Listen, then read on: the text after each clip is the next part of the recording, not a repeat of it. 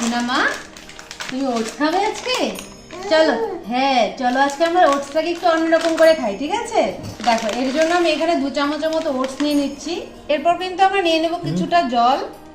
আর দেখো, এখানে কিন্তু সোনামাও খেলছে ওটস দিয়ে। এখানে দিয়ে দাও, দিয়ে দাও।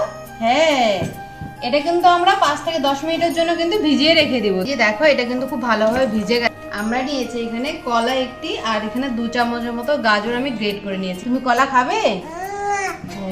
হ্যাঁ। দেখো, এরকম একটি ঘন পেস্ট কিন্তু আমরা বানিয়ে নিয়েছি।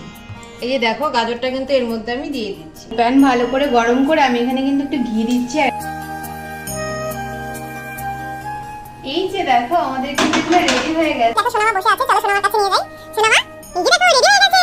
কি তুমি খাবে? না, আমি একটু খাইয়ে দিই, নাও তো। টেস্টি।